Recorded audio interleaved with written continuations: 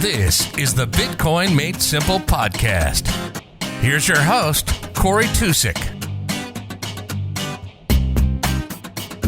Hey guys, thanks for tuning in. On this week's episode, I interviewed Richard James. Richard is the filmmaker. He's the Bitcoin filmmaker, but he's the filmmaker behind the three 30-minute documentaries that were called Anatomy of the State, Hard Money, and Petrodollars. And it was based off of the writings of Murray Rothbard.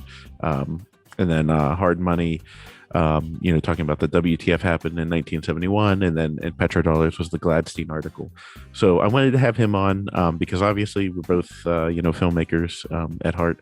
So I wanted to talk to him from that perspective. But also he was on the big Jordan Peterson podcast with Gigi and Breed Love and John Vallis. So, we got into that a little bit. But we're also going to do some stuff together too. So we talked before, but I wanted to get him on the show and get it, his story out there for all you guys. The sponsor for this episode is Coinbeast Connect.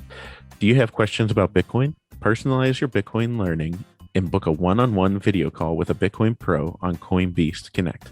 Learn about mining, security, the Lightning Network, DeFi, taxes, and many other topics. It's really easy. Choose your topic and pro, select a date when you're available, and bring your questions to the meeting room.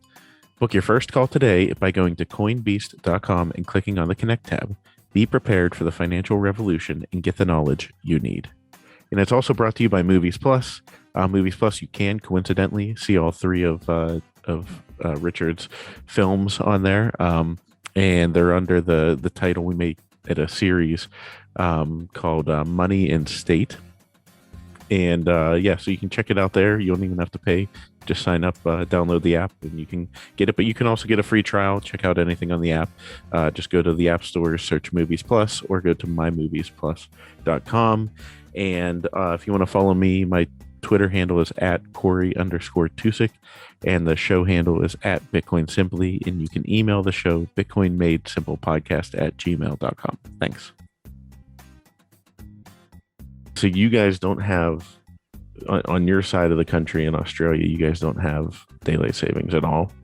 Or wait, no, you do, but the other side we doesn't. do have it, but it's funny because he's that's Queensland, so we're all on the same side of the country. Like we're sort of in the same, like we should be in the same time zone because it's all up and down. We're all on the East Coast, but different states. And then on the West Coast, they're like always a couple of hours behind. But yeah, and so if you live, especially if you live like up near the border, where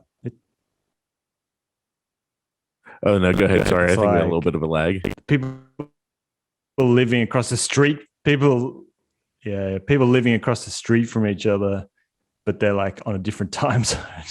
Oh, wow. So that must really, really be hard. That's wild. Yeah. That's wild. So you're in this space and you're a Bitcoin filmmaker. And is that what you have been doing your professional career? Is that what your trade is? No,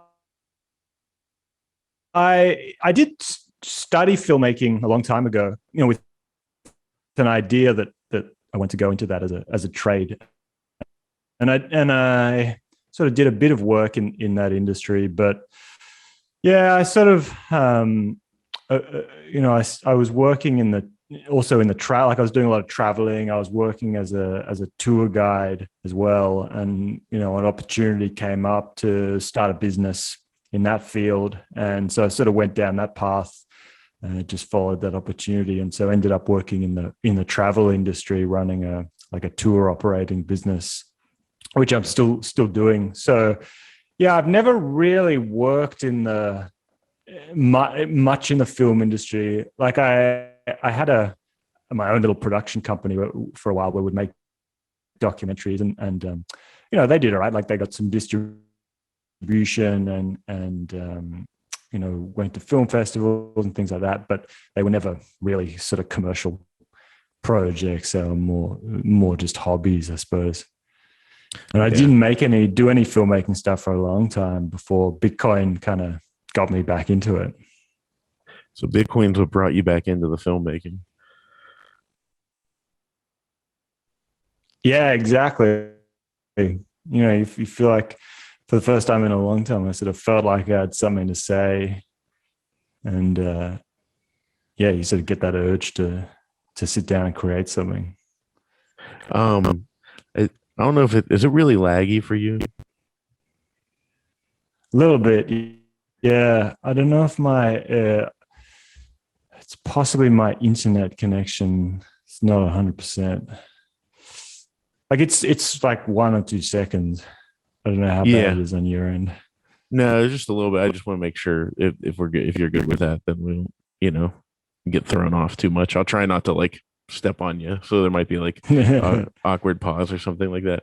Um, so you did that back in the day. You studied it a little bit, and then go off and you do your own business, do a travel business, and then Bitcoin grabs hold of you and gives you, like you, me being a filmmaker as well, like we speak the same language, where like sometimes the only way that you can express the way you feel is through a visual medium. And like over the summer when I made a Tropic Thunder like video of the Les Grossman dancing and buying the dip. um and it was like whenever Bitcoin was at like 30 some thousand. And I was like, it literally was the only thing, like it expressed exactly how I felt, Um, so is that kind of what happened with you with Bitcoin, where you're like, you know, because nothing's worse as a filmmaker making something that doesn't speak to you, like doing something that's just a job. So you're just in there and all of a sudden you're like, you know what, I have to make this stuff. I have to get back out there and start creating it. Is that what you did? Like you just listened to Guy Swan and were like, you know what, this could use some video.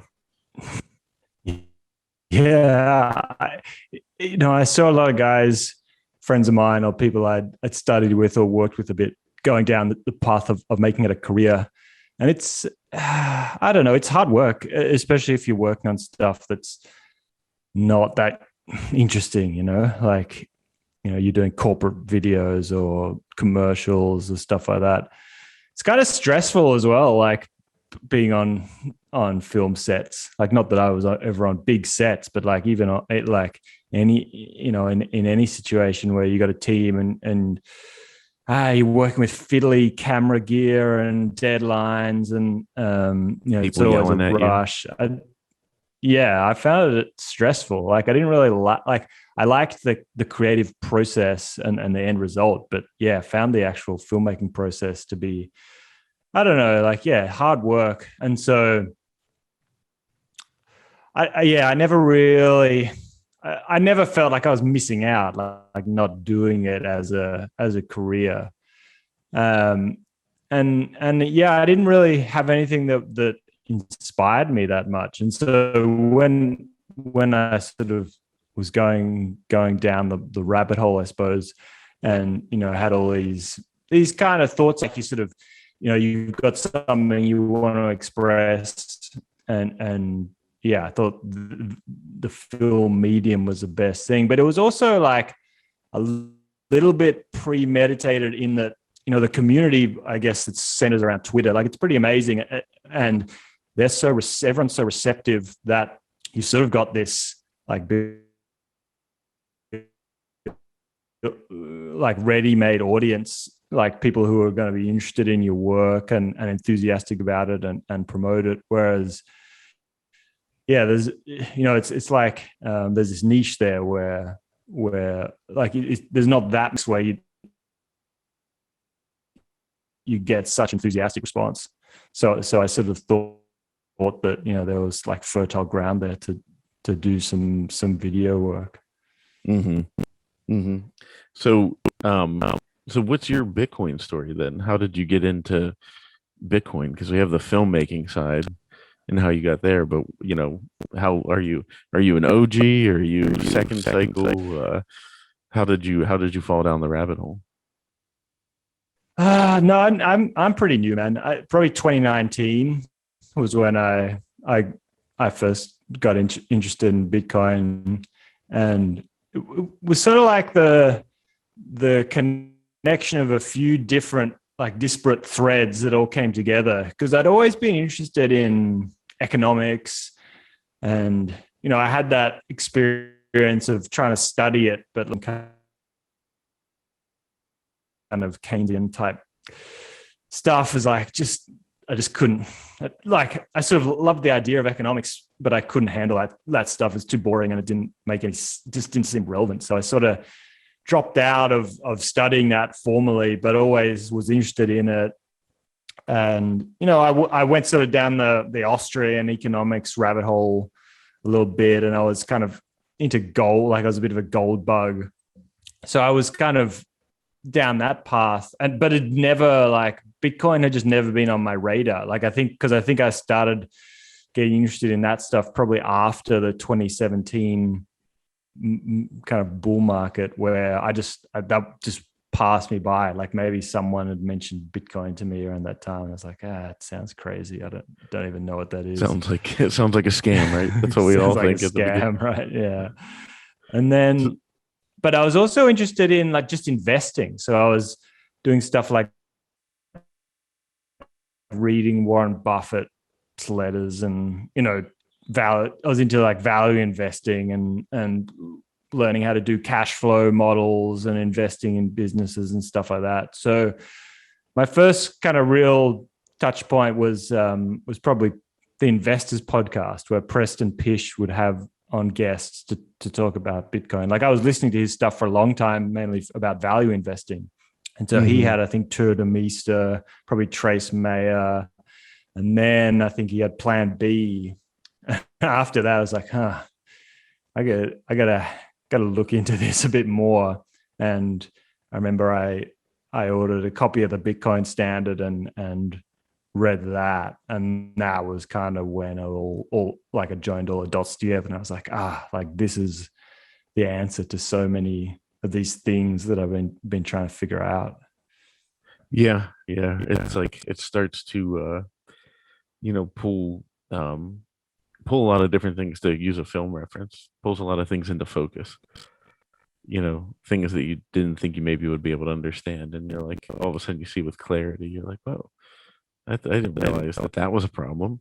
And do you find it hard now to, like, since, because if you're 2019, because I'm 2020, class of 2020, so with us being relatively new, do you find it hard to, like, look back and think of what it was like before you were properly orange pilled? Like, when I see like siblings of mine and stuff that just aren't all in, and I'm like, I don't know how they're not all in. I don't get it.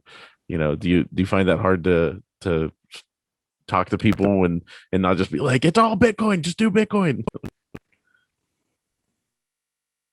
Well, yeah, it's one of those things that it's not obvious. It's still, I don't think it's like this obvious thing that's shouting you in the face, and like, it's not as if I look at all the other people in my life and like, why do you not get this, or why aren't you as interested in this as I am? Like, I often think that I was lucky, even though I came to it, I suppose, relatively late, that I had this sort of confluence of interests and background that maybe allowed me to understand it. Like, I think anyone can jump in on an investment when the price is going up, but I guess to have that that real understanding and belief in it, it takes a certain understanding of, like, it's like you have to understand and believe in a different version of economics, where a world where like a fixed money supply is a good thing, and constant GDP growth and spending is not actually important, and like debt is not important, and you have to almost imagine this alternate reality.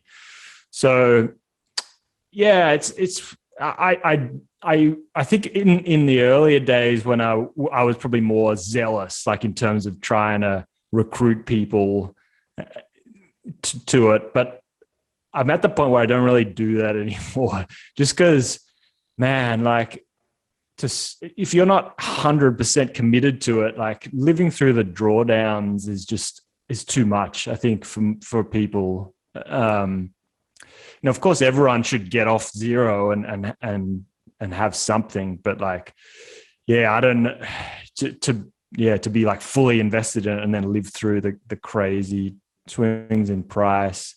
And then I had a couple of people who like, I sort of got on board with me like quite early on to go on the journey, and like they bought Bitcoin, and I sort of thought, oh yes, like at least I've converted a few people, and then like they didn't quite make it, like sometime during this year when it was way down, they're like, I can't handle this anymore, I'm out. And so I sort of feel like a bit of not a failure, but everyone's just got to go, everyone's on their own journey, right? And then they've got to, maybe they'll come back around to it, but some people, like, I don't know, some people try and outsmart themselves. Like they're sort of like, oh, I've heard stuff like, oh, Bitcoin, these inflation figures got released, but Bitcoin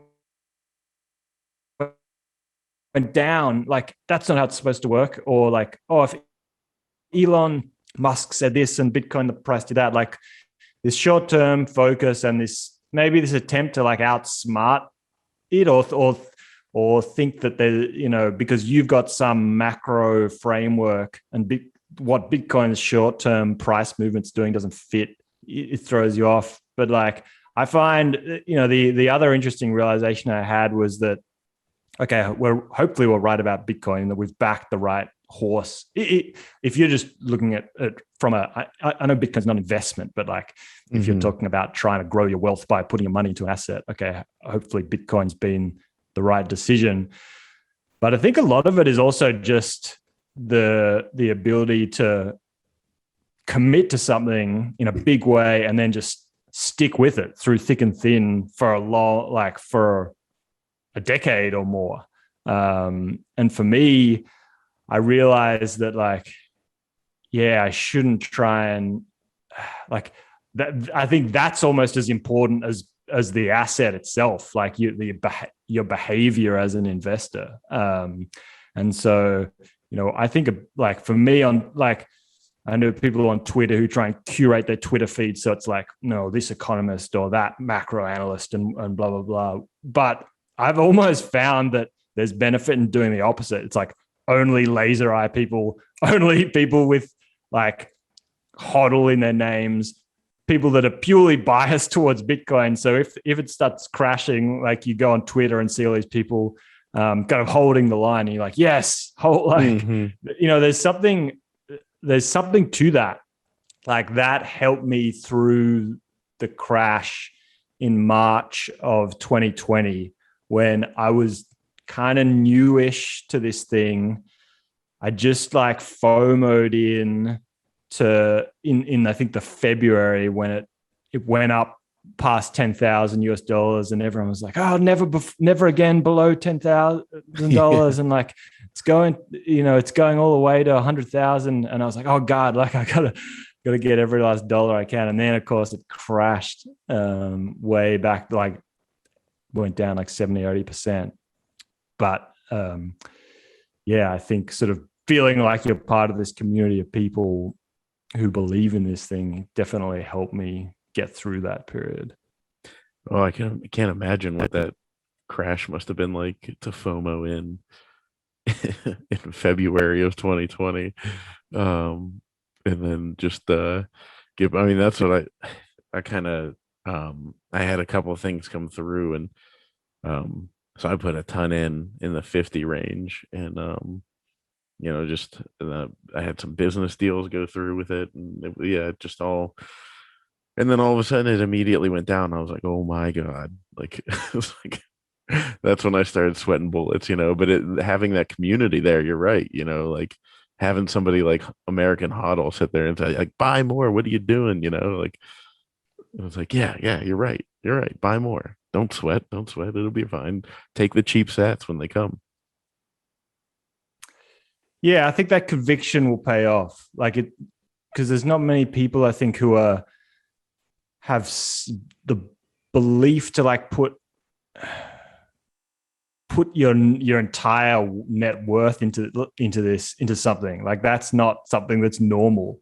Like that's like any traditional financial advisor would tell you that that's a terrible idea, you know.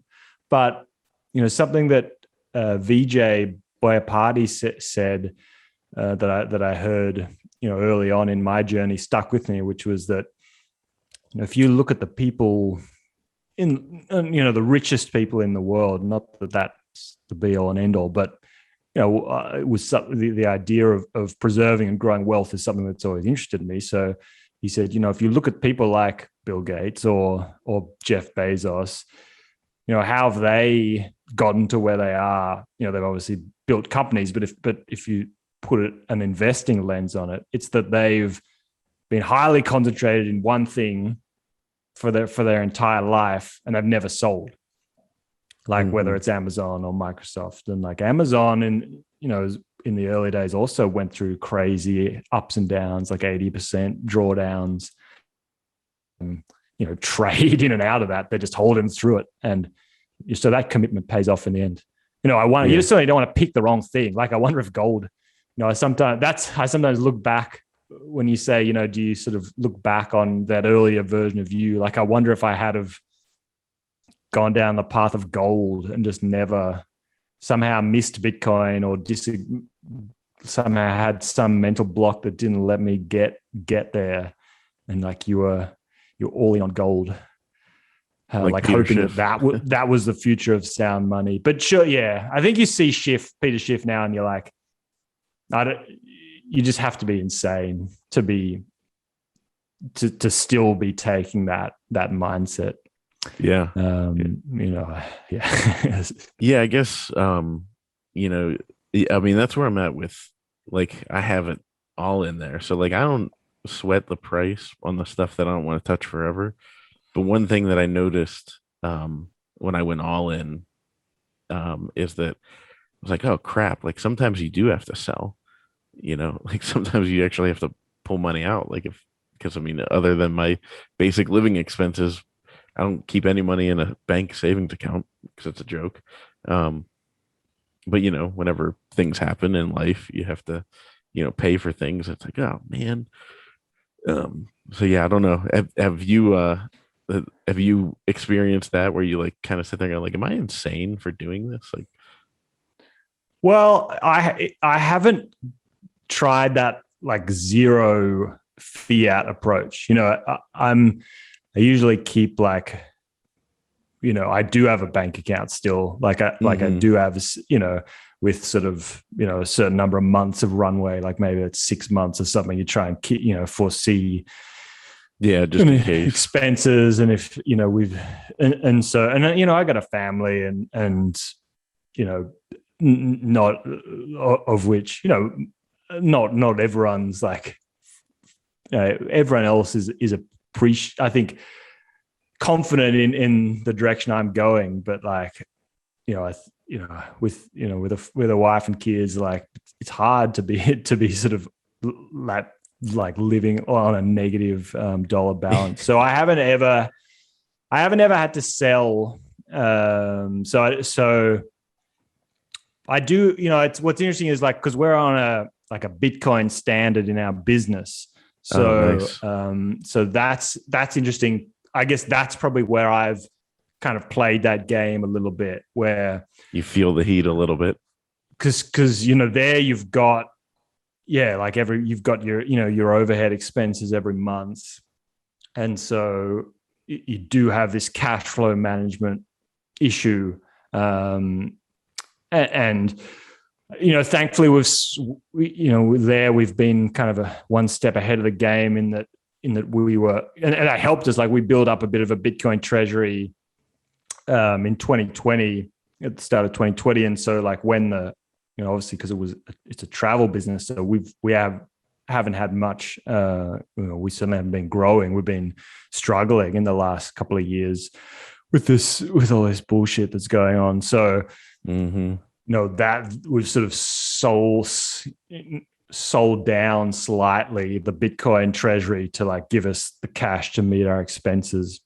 Yeah. So that's but it's kind of like it's not like you're forced to sell, because you need to pay a bill. It's like you can try and time the market as it rolls. So each time it hits a high, you might sell a little bit.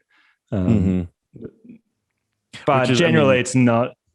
If you It's a haven't hard sold game to play, Oh yeah, yeah. That's what I've learned to dollar cost average in, and then dollar cost average out. So like at this point where it's like, because I mean we're moving, so like just the way it is, we're moving, and we won't be selling our current house. Like it's not contingent. The new house is not contingent on the current house selling. Um, so there might be, a handful of months that we're swinging two mortgages. And also what comes with that is that, the money that we get from this first house that we would use for the down payment, not there. So yeah, so I kind of have to unfortunately do some of that. And I know exactly what's going to happen is that I'll put the down payment on the new house um, with with Bitcoin being at like in the 50s, and then in that month or so between when we sell or when we move into the new house and when we close and get the money from our old house, Bitcoin will like 3x during that. I know that'll happen. It'll be like I'll come back in like, oh man, like a month ago this would have been great, but here I am, like it'll finally hit like 100K. This is the way, man. It always, the market will always knows, like, and it's like it just shits on you when it can. Just shits on you. Yeah. I found that experience this year. But yeah, like as you said, like whenever you get a payout for something, and you're like, and then boom, like 20% dip, drawdown, or you buy the dip and it just keeps dipping. That's just happens to everyone. One of the worst investments I've ever made in my life hasn't paid out yet. And it actually, I will make a good profit off of it, and it's guaranteed. But I did it, let's say February of 2020. And then it was like a month later that I put like a good amount of money into Bitcoin. Then in April, put more, and then I just literally, like, after doing all the research with so much downtime, because that was the thing with filmmaking. I was traveling to all the film festivals, and then all of a sudden, poof, pandemic hit, and I had no traveling. I was just home, which was great. I enjoyed that, but all that extra time I spent studying Bitcoin, and yeah, if I would have, but anyway, so I made this other investment. I'm still waiting on that money to come back, and then use that money to buy as much Bitcoin as I can with it. And it used to be a lot more Bitcoin than I could buy with it. I remember summer of 2020, and the price was at like 11,000-12,000. I was like, oh crap, like I'm missing out. And now it's just like, like it was such a terrible investment if I had just steered it into Bitcoin instead. But I guess we all have those stories, right? I have exactly the same thing where like a few investments from before you even knew what Bitcoin was, where the money's locked up for some stupid 5%, 5% or 10%, and that sounded great a few years ago, and now you're just like watching that. I know, watching yourself miss the train. But anyway, I think it was, I don't even remember exactly, but it was like a guaranteed like 140% return or something. And I was just like, I mean, obviously it's great. And now, and they doubled the money supply since then. And, it's just like, oh my God. So I'm living through that, but yeah. So anyways, so to get into the anatomy of the state, so your three films, which by the way I'll just shamelessly plug because it's on Movies Plus, my streaming platform. We have them there for free, so if you download, you can just, anybody listening, you download Movies Plus and you can watch Richard's films there, but you can also watch them on his website and everything. But we're going to hopefully do more. But so anatomy of the state, Had you read the book before, and that's what inspired you, or did you listen to Guy Swan and kind of think, you know what, I could put something together here? I'd read the book, so that was for me one of the big things that came out of Bitcoin is I'd sort of been interested in Austrian economics, and I'd read a few things, but it was through kind of listening to Bitcoin people that I learned about Murray Rothbard. And so I read a couple of his books. The first one I think was What Has Government Done to Our Money, which is it's like a little booklet almost, but it talks you through this process of how governments basically co-opted money, that gold was money, and then, people would deposit. He sort of goes through the history of it, but in a really basic, almost theoretic way. Like people deposited gold in these warehouses or with blacksmiths or whatever, and they then started lending out in exchange for an IOU, like a certificate, and that traded, as good as gold, but it was more convenient to trade the certificate. But then there was the temptation to lend out more certificates than there was actual gold. So you get the beginning of fractional reserve banking, and then how governments sort of co-opted that process, and that was eye-opening. But I'd sort of wasn't something I wasn't prepared for. Like I'd sort of started learning about that, with the introduction to Bitcoin, and kind of learning about gold. But when I started reading Rothbard's more like political theory, like that sort of blew my mind. Like the anatomy I read Anatomy of the State, and all this stuff you can get it free online. Like it's like I think through the Mises website. It takes like a couple of hours to read this book, but it's had such a profound impact on me, because I'd never been a political person at all. I just wasn't interested. I never had strong opinions about politics at all. But I read this book, and it just, it's like something clicked. I was like, this makes sense to me. And, just this like the introductory statement where he says, the government is the only institution in society that collects its revenue not by a voluntary cooperation or exchange for services rendered, but through violence, through the use of force. Yeah. And it's like, it's such a you can't people love to kind of qualify that statement and be like, oh yes, that's true, but of course we need the government because we need someone. We always need a government. It's like there's always a qualifier, like a but, it's necessary for all these reasons, but who will build the roads? Who will build the roads? The roads. You can't refute the statement.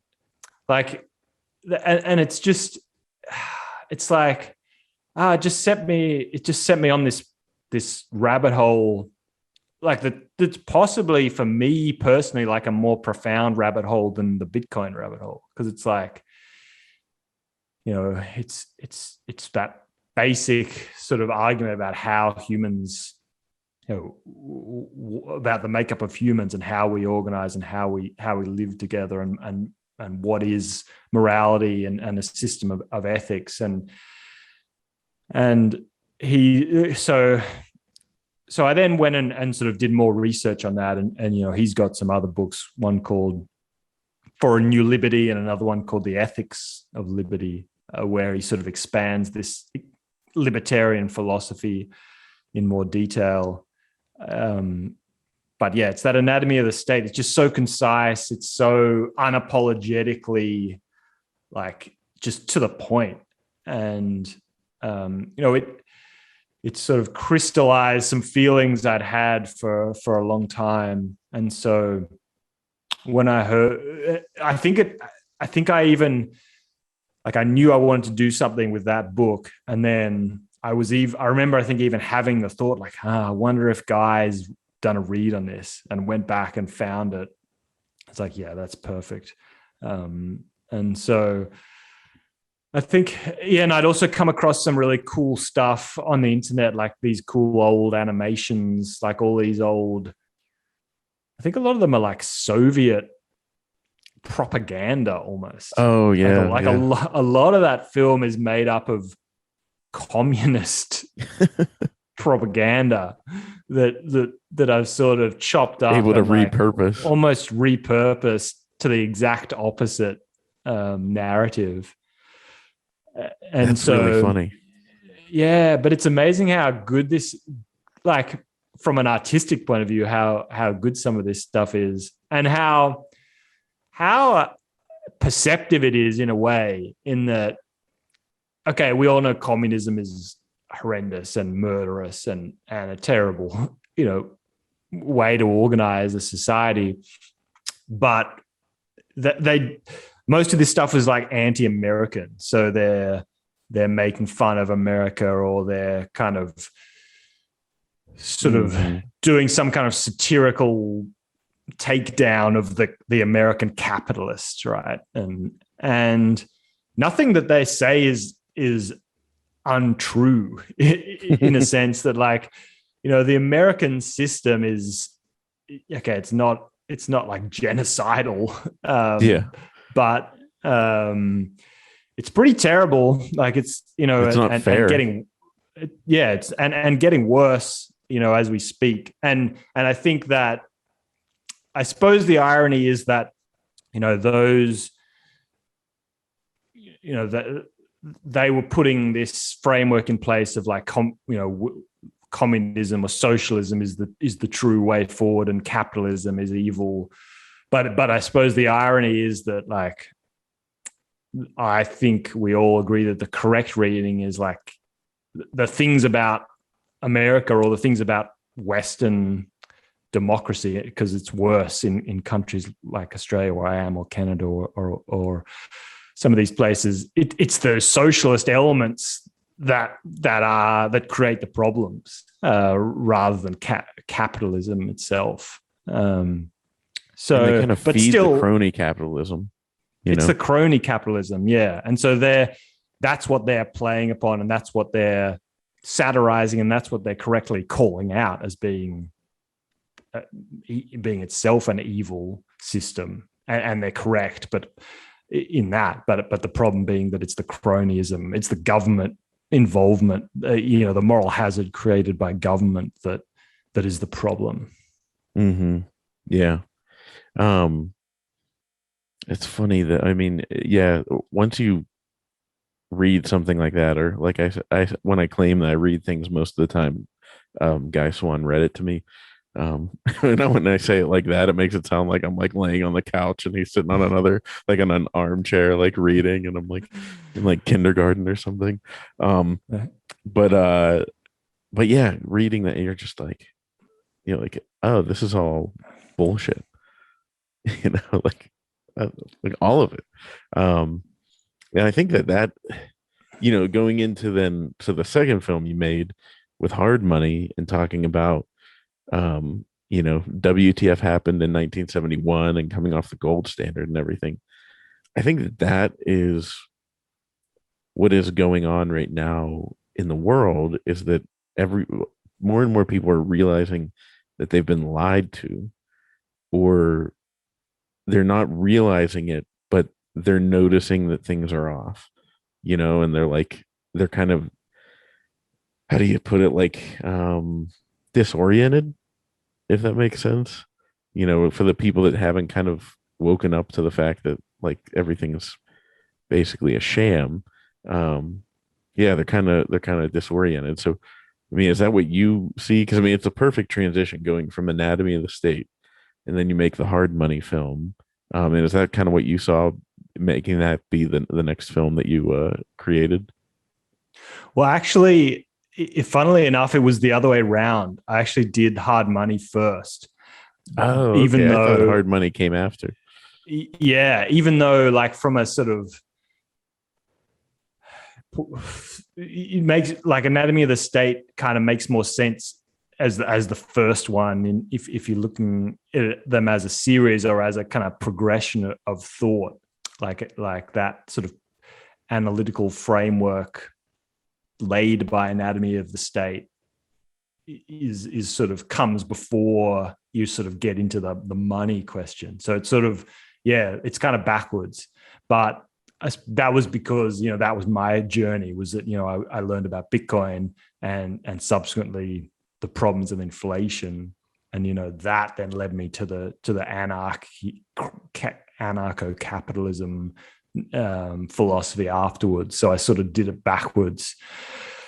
But that, that's I suppose the point of hard money is to try and show people that they've got a problem.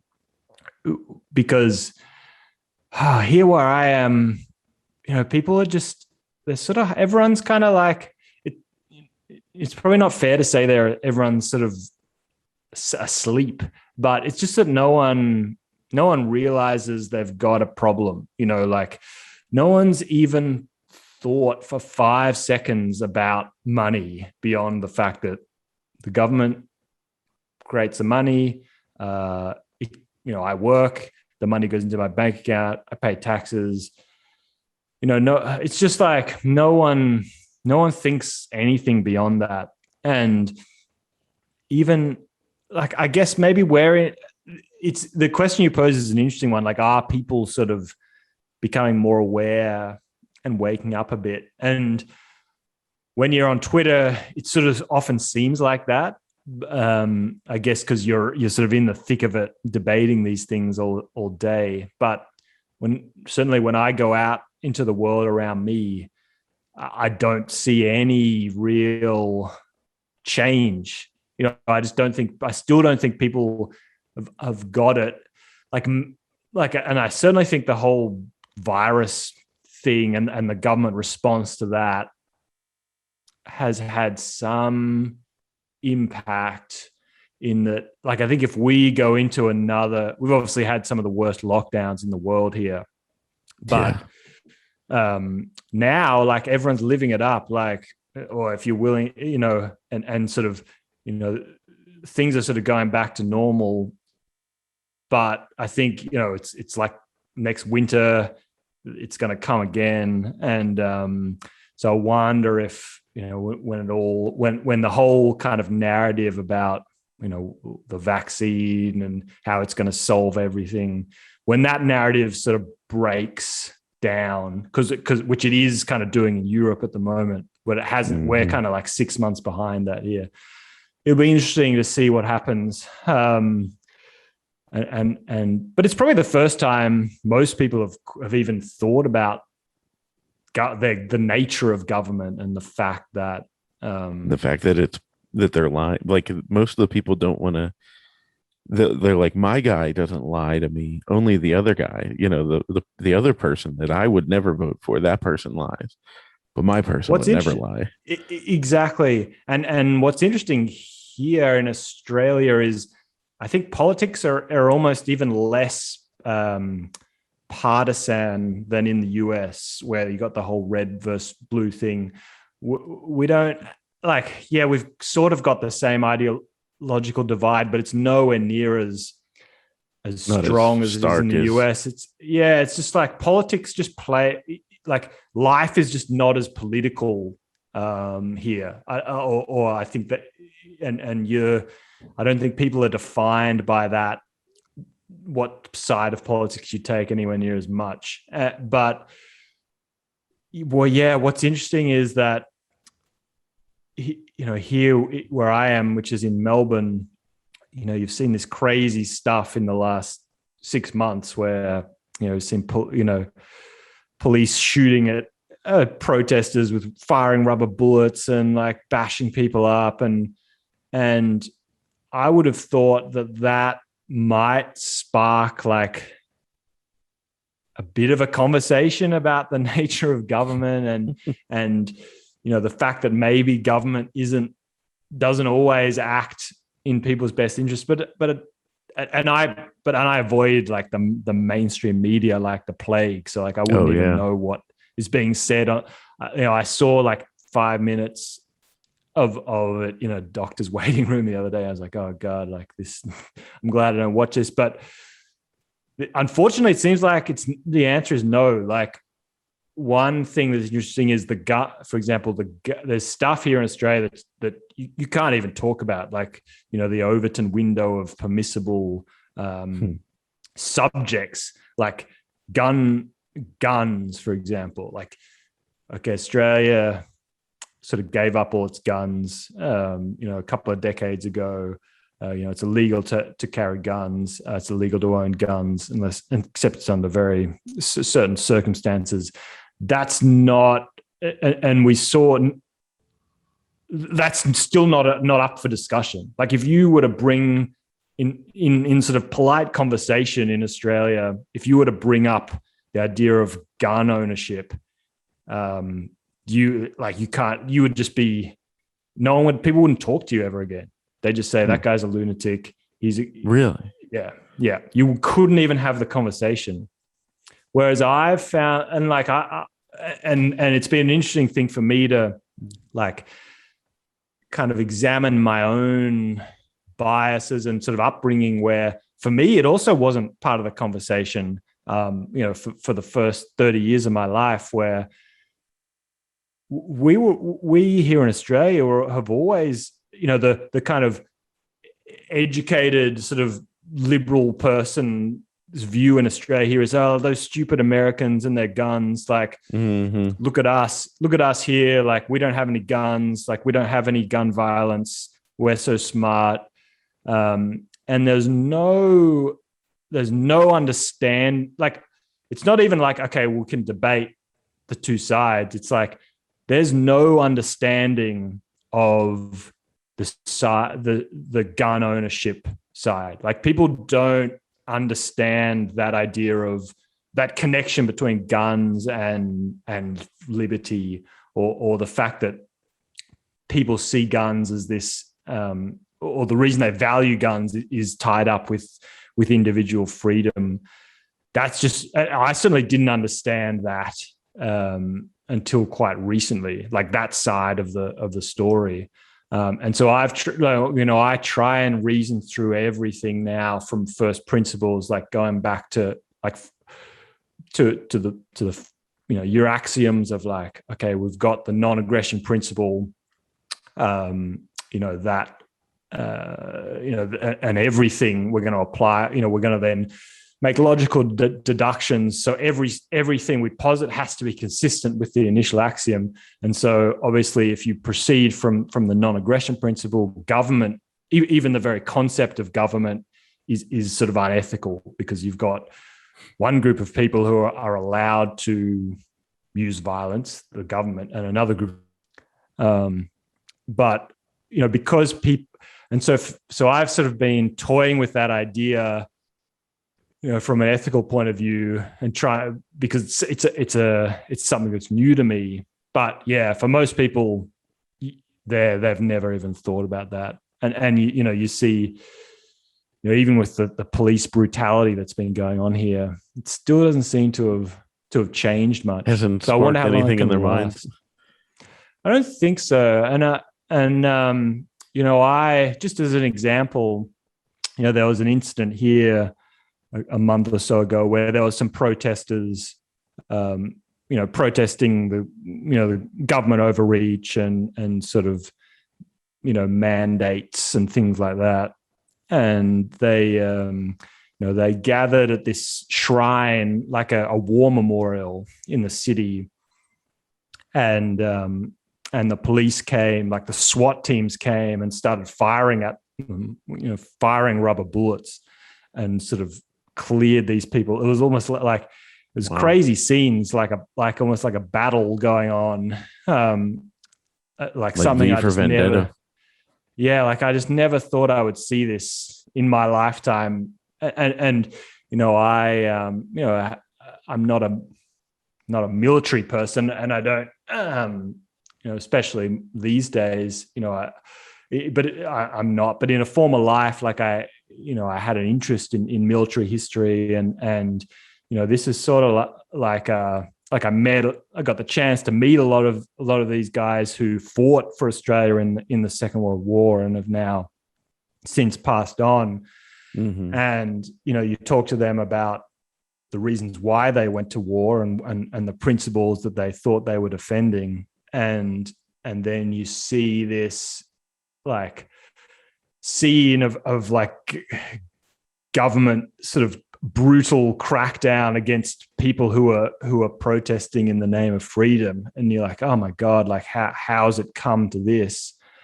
But then, that seemed to me to be the evident kind of thought process that you would go to.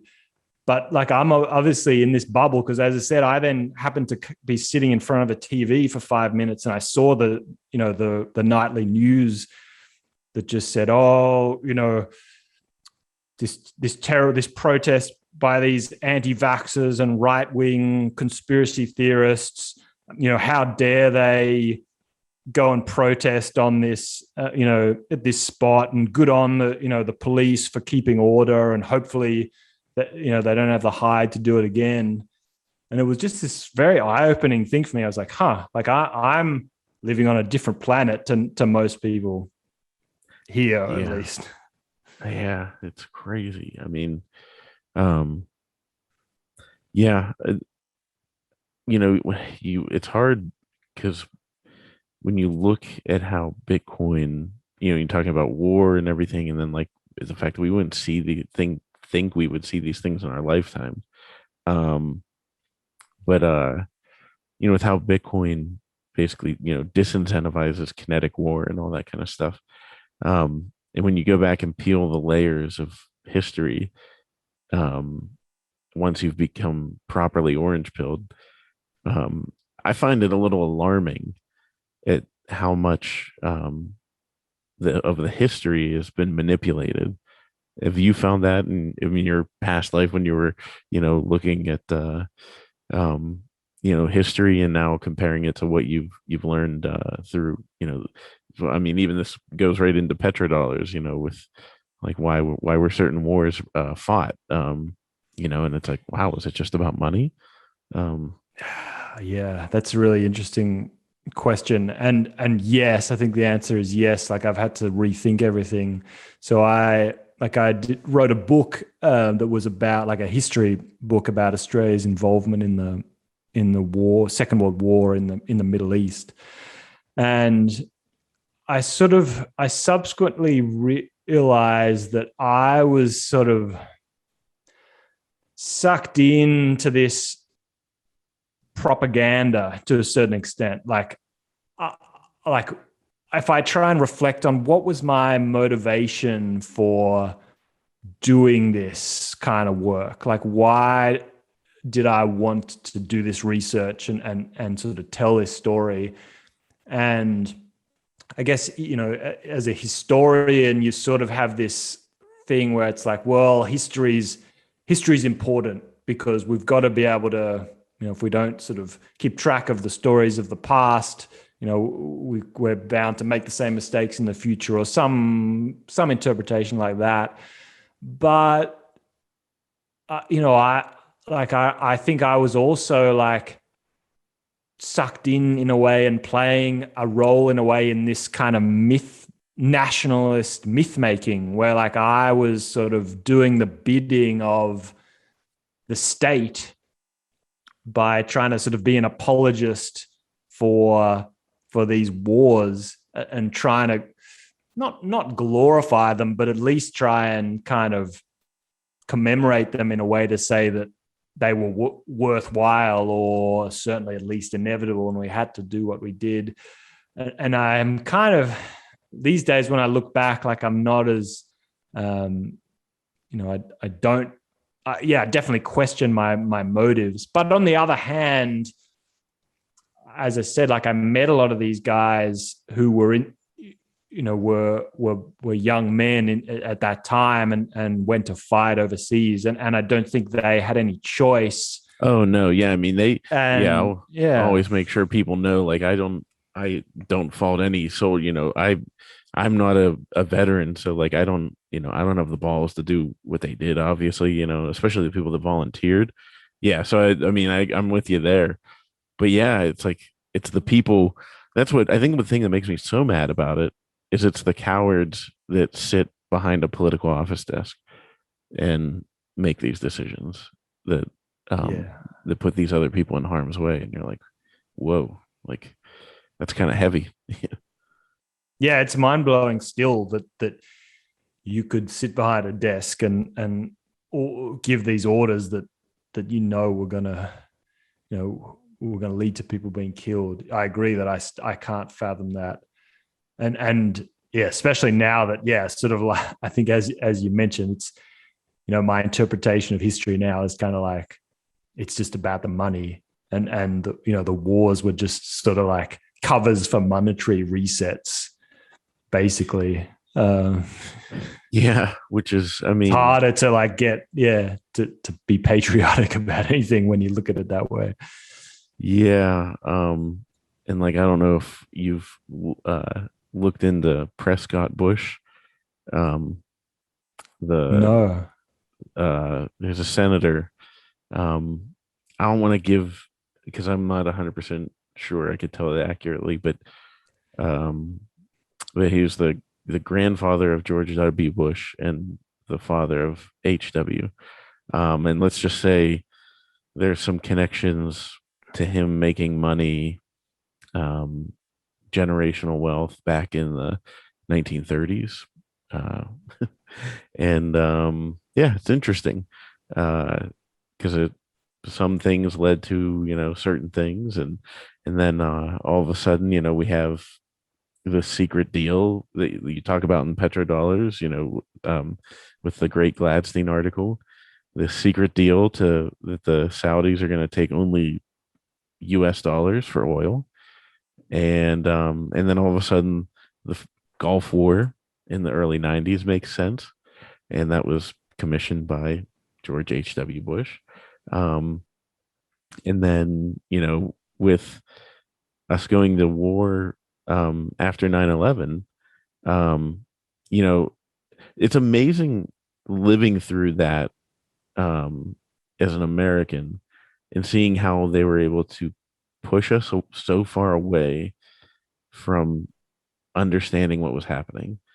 Like, because if you look at it now and you break down, you're like, okay, so some Saudi terrorists that were hiding in Afghanistan carried out these attacks, and like, was it 18 months later or something, we invade Iraq and hang Saddam Hussein, like, and you're just like, but it's weird because at that time you think that it's normal, you think it's right, and it all makes sense, and the media manipulates and spins everything so that we all were like, yeah, let's go, let's go to war.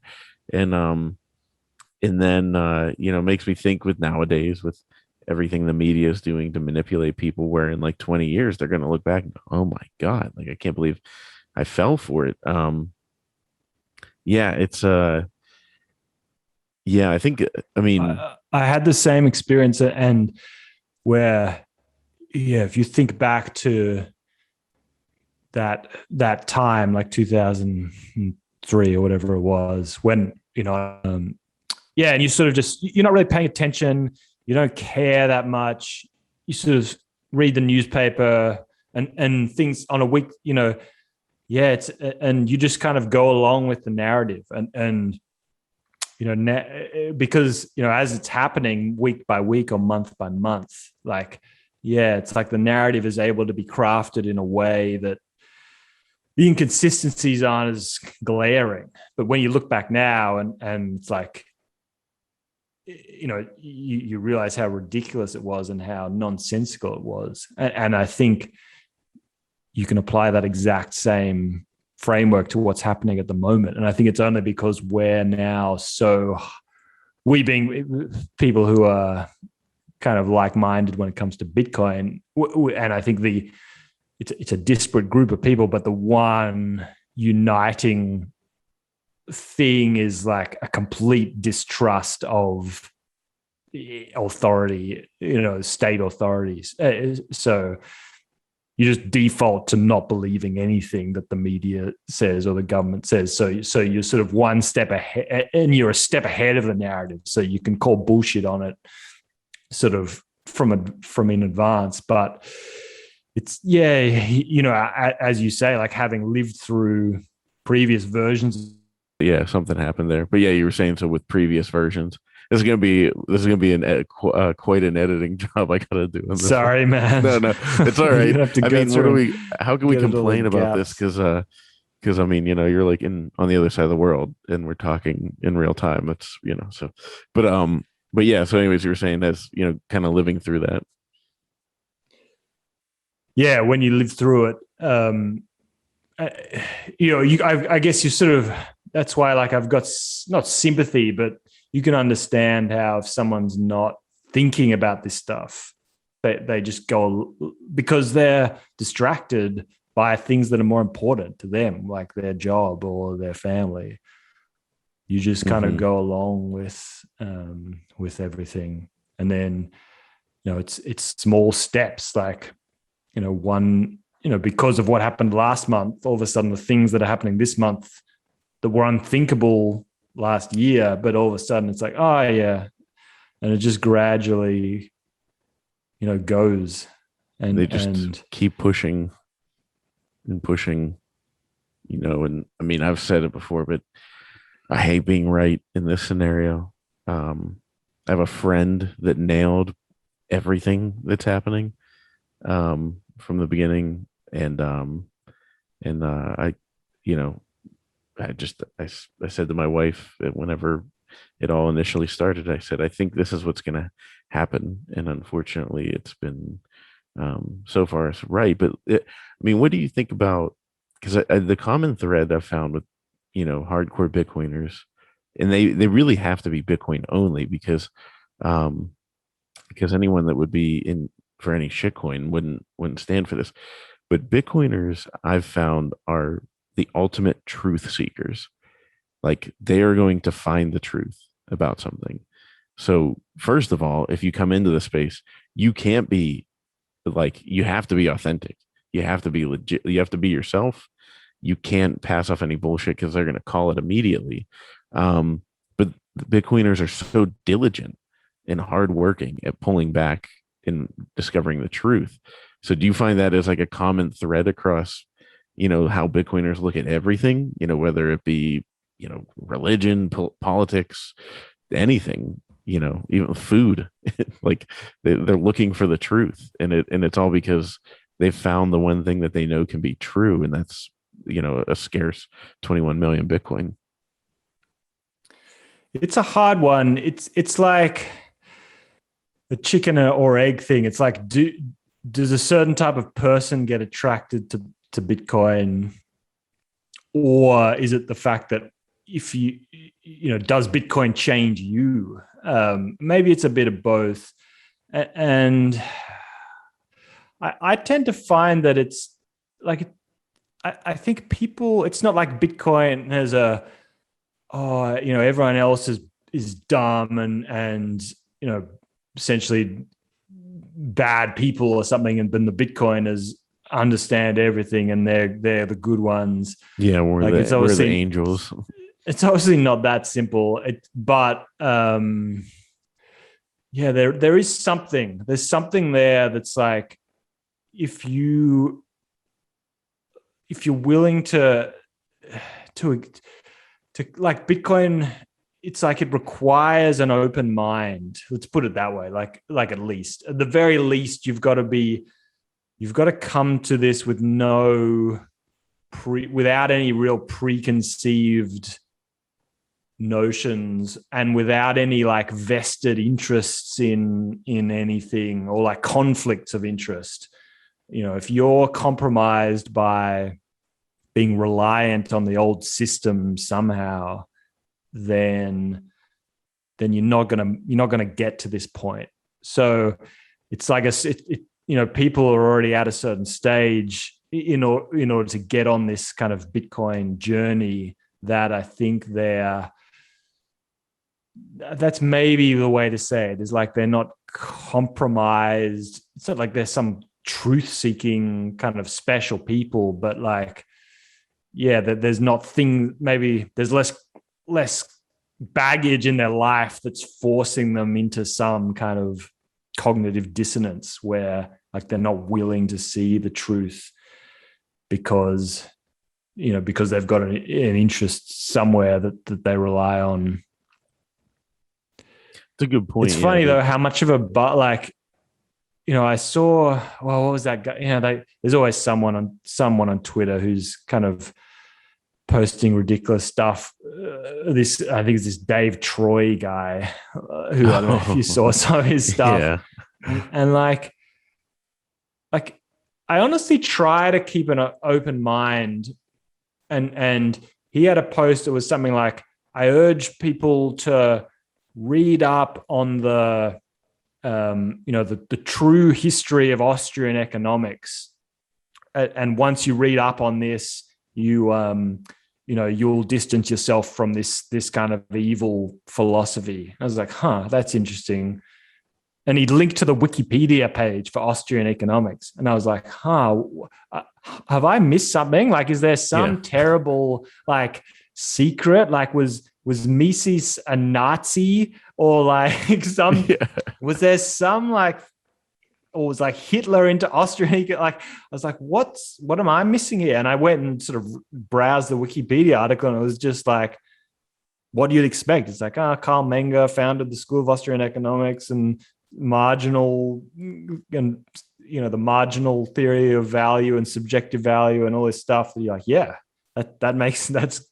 not only does this, it makes sense to me, and it's like value free. Like it's not even it's not even a subjective kind of thing saying what you should or shouldn't do. It's like just trying to analyze human action. So what's I didn't understand. So I'd like to think I'm constantly trying to kind of reflect and see if like where the inconsistencies are in my own thought, and like, is it, if you're someone, does something in my background or my position in life make me predisposed towards one way of thinking versus another? Like, obviously it's a cliche that people are kind of socialist when they're young, and then when they grow up and like start earning money, they become more conservative. Like that's or more capitalist, I suppose, in their thinking. Like that's a cliche, obviously, but I suppose. And so you could say, well, it's a bias. Like if you're trying to protect some privileged position by arguing that the redistribution of wealth is a bad thing or something like that. But like, I'm all ears for how it could be done in a way that actually is going to make things better rather than worse. I'm all ears for someone trying to make a case for socialism that actually makes sense. But I just haven't heard it yet. Yeah. Well, that's another common trait I've noticed among Bitcoiners, is that they've shot holes. They're willing to listen to anything, and they shoot holes through everything. And then also, from that same perspective, they've also tried to shoot holes through Bitcoin, like they're naturally skeptical, so it's like, I don't know if it maybe like Bitcoiners just like once every 6 months, like go in this cycle where they go back and start questioning things, and they're like, no, it's got to be wrong. And like, it's so battle tested, and Bitcoiners are so battle tested whenever they, become more entrenched and more hardcore. So I'm not surprised that you clicked on that to like, be like, because I mean, yeah, I'm the same way. I'm like, look, I'm willing to have the discussion. Sometimes, I mean, honestly, there's sometimes where people like bring something up, and I'm like, it could be especially in like personal life, and I'm like, you know what, like I honestly don't want to talk about that right now. And it's not because I'm not being open-minded, but it's just you can get that sense that somebody's not going to have the open conversation with you. You know what I mean? Like they're not going to Yeah, have like a I fair have that and same thing where no, you're exactly right. Where more often than not, there's just not much point in engaging in conversation with people. It's serious conversation, that is, like in real life, or like in the people that I come across in my day-to-day life. And it's not even because they're like, because I mean, I obviously disagree with people with them, but it's not because they're bad people. It's just that like there's so much of a gulf in terms of where you even start the conversation, in terms of your assumptions about how the world works, that like you could never, you just could never even hope to get to any common ground.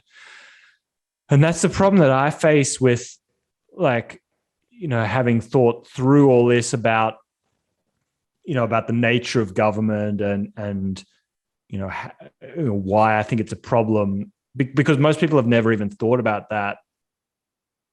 yeah. Yeah, they've never thought there was something wrong with their government. A conversation about human rights, or you want to have a conversation about free speech or something. Like, even if people are well-meaning, I find that there's no point having a conversation, because like if we were talking about free speech or something, or like human rights, like I might say something like there's no such thing as a human right, or like there's really only property rights. Like that someone would think that I was a crazy, like, right-wing conservative or something, whereas it's really just that you've thought it through, taken a logical process from a set of axioms and got to the point to well, like, rights can only be negative. Like, they can't be, you don't have a right to education, you don't have a right to housing, you don't have a right to any of these things, because that implies that you'd have to force someone to give them to you.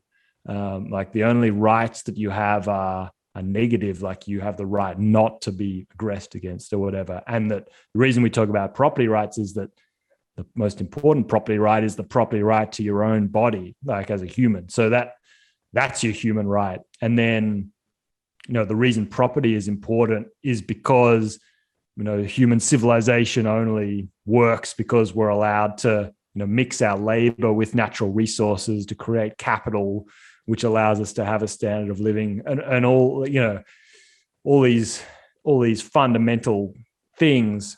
Whereas so many people, I think, when you start talking to them about things like money or about property, they shut down, because they think, people who are crusading for human rights, like, think that they're, in a sort of naive sense, think that they're doing something good and they've got good intentions. But because, I'm coming at things from, and I would like to think that I also have good intentions, but yeah, there's just such a gulf of understanding about how to analyze the issues, that it's really much more productive to just have conversations with Bitcoiners. Yeah, it really is. And if people are willing to have that productive conversation, I'm there for it. But like, I've even just some of these, like, arguments that happened on like Twitter Spaces, where people were like debating with, other, shitcoiners or whatever. And I'm like, man, I don't, like, these people don't even want to actually be open to the idea that they might be wrong, and that's, I think, key. The key to getting into the Bitcoin space is just your initial step in is like open to the idea that we've all been wrong about the monetary system this whole time, and then you find the truth. So yeah, it's pretty crazy. So I gotta ask you before. And by the way, like, I have like so many more things I want to ask you, but I don't want to take up too much of your time, and it's getting late. I'm good, man, but I know it's like midnight there now for you. So. So before I'm gonna hold you to this, but let's make this part 1 of 2, and maybe in a couple weeks or something, because I could build off. We could build off of this conversation if you're cool with that. I'd love to. But so I got to ask you about the Jordan Peterson interview that you were on, that epic Jordan Peterson podcast. That was you, Gigi, or Gigi Durr, as what we call him. And was it Breedlove? Breedlove and John Vallis, yeah. Yeah, that's right, John Vallis, of course. So how did that come about? And you know, who contacted you and said, "Hey, by the way, this is happening," and you're on it? It's a funny story, the way that happened. Like, I sort of, that meme where like the guys are in the tuxedos, like, and then there's a caveman standing next to them, kind of like pretending he's like, I felt a bit like that. But so what happened was John Vallis, he hasn't done one for a while, but he's periodically done these Bitcoin book club episodes where he gets people to discuss books. No, I think we froze again. And there we go. So I didn't know him, but I reached out and I was like, man, I love that book. Like, it's so, I really want to talk about it. And so I went in on that discussion with him and a bunch of other people. And then I did a few others. Like, which book was that? Because I think it was frozen whenever. Oh, the Sovereign Individual. Oh, yeah. And there was one where we talked about, I think, Masters and Slaves and Money, that Breedlove article, and then another one which was The Ethics of Money Production by a guy called Guido Hulsmann. And then he put something out about saying he wanted to do something on maps of meaning by Jordan Peterson. And I've been on this like Jordan Peterson rabbit hole for the last year or two. And, he's got these amazing lecture series where it's sort of about the biblical stories. It's not necessarily, he's not necessarily religious, or he sort of doesn't give much away as to his own personal beliefs, but, he's a psychologist, and it's more, regardless of your, I guess, where you land from a sort of spiritual faith point of view, it's like him trying to show it froze again point of view, and then he's got all these I don't know if it's picking up everything that I'm saying when it freezes on your end, but yeah, like he talks about, like, it doesn't he looks at it from a certain point of view. Yeah, and so and then he's got all these lecture series about psychology, and I just found it, and I read a bunch of his books, and found it really interesting. And so I sort of got in touch with John saying, I'd love the opportunity to talk about it. Because Maps of Meaning is like the real dense textbook. It's like, it's not an approachable book. Like, it was a kind of real effort to actually get through the book, but it crystallized a lot of these ideas that he discusses, in his videos and stuff.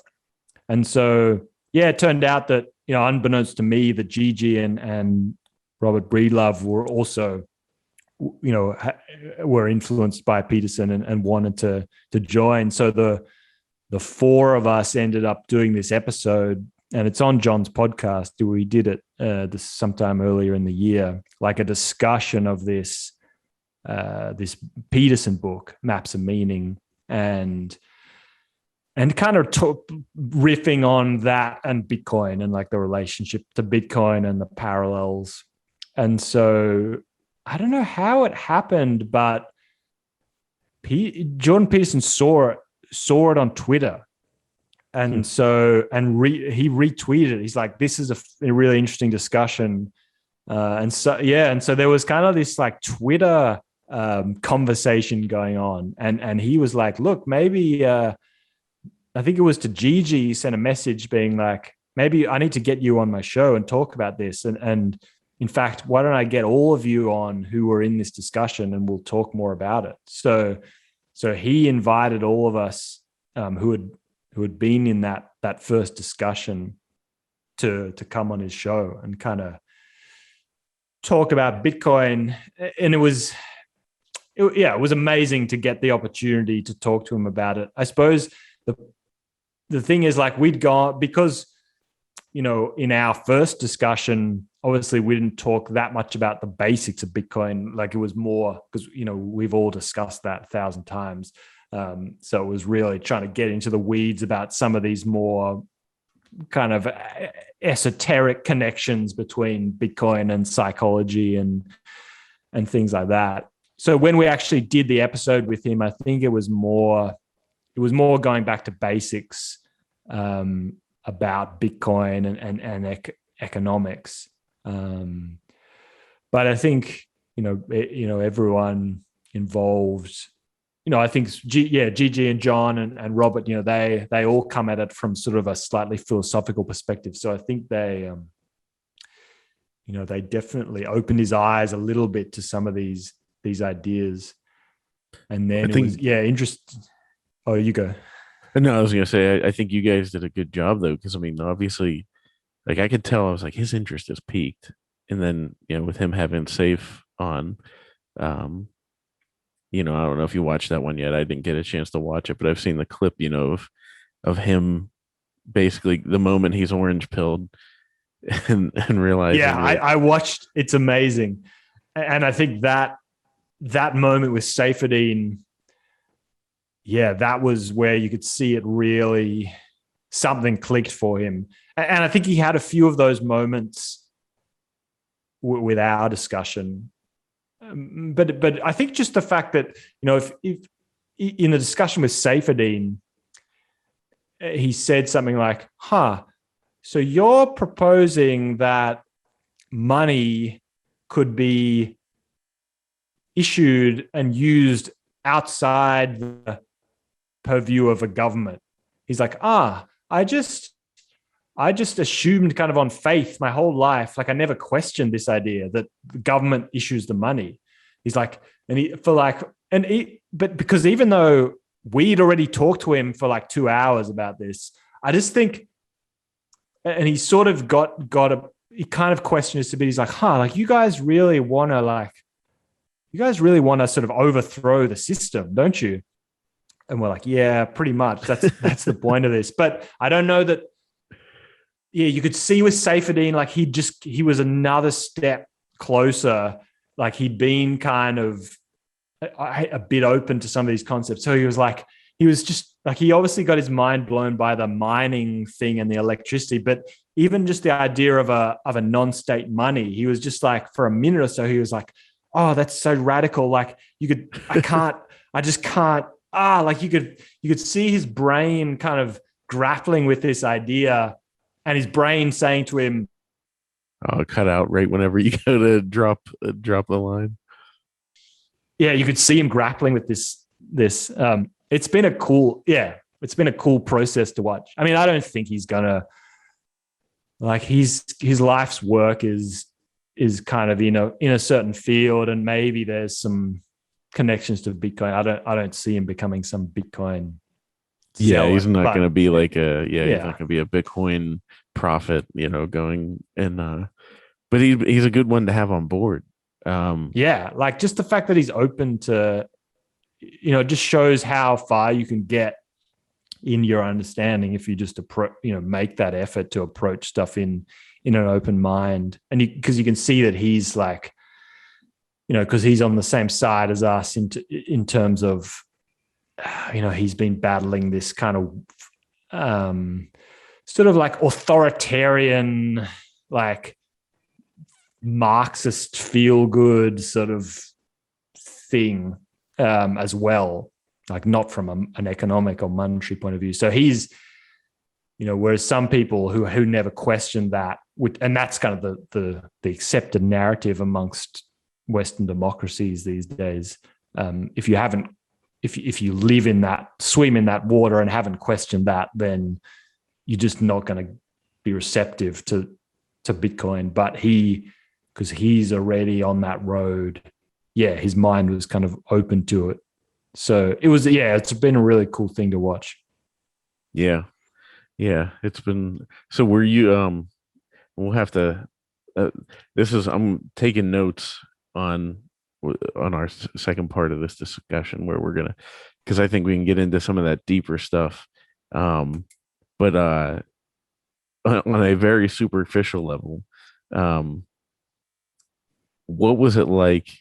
How nervous were you to be on such a massive podcast like that? I mean, obviously now being on this one, you're like, this is easy. The 12 people that are gonna listen. No, I'm kidding. There's more of you out there. I appreciate you guys, but let's just say it was I'm sure a little nerve-wracking to be on Jordan Peterson's podcast. Oh man. So it was scheduled for some really early morning hour. It was like 5:30 in the morning for me here in Australia. And so I sort of went to bed the night before, and I was just going to set my alarm. So I was a bit anxious, and then I sort of just couldn't, maybe I got a little bit of sleep, and then I woke up. I was like, oh man, like I just was a bit anxious. And so I just didn't really get back to sleep. I was just lying in bed for hours. And then I dragged myself out of bed, and I was like, oh my God. So I was smelling salts under your nose. Yeah. And so I was struggling actually. Yeah. I was, I just hadn't slept enough. And so I sort of like, when I did get the chance to speak, thankfully it was about stuff that I'd thought about so much that I was able to like articulate what I wanted to say. But, I sort of, at a certain point, I sort of was happy to let the other guys like really run with some of those more deeper topics. So I would have loved to have been more, fresher and been able to dig into it more myself and maybe contribute more. But the other thing is like, it was a crowded conversation. Like there's 5 people. So, I was happy to sort of let the other guys take the lead a little bit. And it was nerve-wracking. It was a little bit nerve-wracking, but not really. Like you're just on you're on a call like we are now. And I guess I knew that it would reach a wide audience, but I didn't realize just how massive his audience is, especially on YouTube. When it had like 500,000 views on YouTube, and I don't know how many podcast downloads, but yeah, it's pretty surreal to think that you've been able to get Bitcoin in front of such a broad audience. Yeah, the next one we got to get is somebody on Joe Rogan. That's the one. I'm not the. It's funny because I know some people that are friends with him, but I'm like, I'm not the person. Like, I'm not the, somebody smarter than me needs to do it. But it would be fun. I'd love to, if I ever get the opportunity to sit down with Joe, like off of a podcast and just be like, blah, blah, blah, blah, blah. Cause I could get enough of the bullet points and then be like, and here's the person you need to have on. I'm trying to think who would be really good for somebody like Joe Rogan. Everybody always says Pomp, but Pomp is too crypto adjacent for me. Yeah. So yeah, I agree. Probably. There's so many people who could do a good job. I think any of those, there's like a dozen guys who would do the, kind of who do the rounds of podcasts who really can make the case for Bitcoin pretty eloquently. So I don't know that I don't know that it even matters who it is. Like as long as he gets a genuine Bitcoiner in front of him, yeah, it would be. I mean, I'm sure that's like when I saw that it was safe that talked to Jordan one-on-one, and I was like, oh man, like that's perfect match for Jordan Peterson. And it's nerve-wracking though when you think about your elevator pitch, and if you ever got in front of somebody and you had your chance. And I had that, like, I did do that with my business partners, and I just like rambled for 5 minutes, and I stole from everybody else around me, like everybody I had learned from, and it was just like I was regurgitating everything I'd learned. So, which I think is what all of us Bitcoiners do. So, yeah, everyone's constantly working on the pitch, but it helps if the podcast format is so good because you just got almost unlimited time. Like they spoke for an hour and a half or something. Like you can really develop an argument in that time, and you don't have to nail everything in like a typical elevator pitch where you've got someone's attention for 5 minutes. That's that's why it's easier, I think, in that longer format discussion. Yeah. Because you can't explain Bitcoin in 5 minutes. It just sounds stupid. My theory is that you once you reach 1% understanding of Bitcoin, you'll be there forever. Because the more you understand, the more there is to learn, and you keep staying at 1%. It keeps getting away from you. Exactly. Yeah. It's like you halve the space between you and the wall, and like it's infinite. the depth. It just keeps going, and you're like, oh man, this rabbit hole doesn't end. I could dig through. I could go down that rabbit hole and come out the other side on Australia, and then we could do this at a cafe and sit down. Oh man. Well, hey Richard, I really appreciate you coming on, and yeah, let's do this again soon. We'll coordinate something here, because I feel like we could go down the deeper aspects. You know what? I should have you talked to Luke before? No, and I would love to have a conversation with Luke. So that'd be great. Yeah, maybe we could do it all three of us. We should all get together and chat. That'd be perfect. Yeah, that would be fun. So yeah, maybe we'll do that, because it's the one that he and I do together. It's just us. We're like catching up on the weekly things going on in Bitcoin. We call it Bitcoin breadcrumbs. Yeah, maybe we could do that. So yeah, we'll set something up. And I know Luke will be keen to do that. He was excited that I was talking to you. So, well, thanks for coming on, man. I really appreciate it. And everybody, where can they check out? They can obviously check it out on Movies Plus, but you have your own websites and everything. And Richard did these films for nothing. He did it for the knowledge to get out there. So please patronize him on any available channels where you can patronize him. But where can they check you out and see everything? The best place is probably just my Twitter, which is at @rjames_BTC. It's got the films, links to the films in my bio there. That's probably the best spot. So yeah, thank you. Thanks for your support of the work I've been doing, and such a pleasure to chat like this and dig into some of this stuff. So thank you. Yeah, anytime.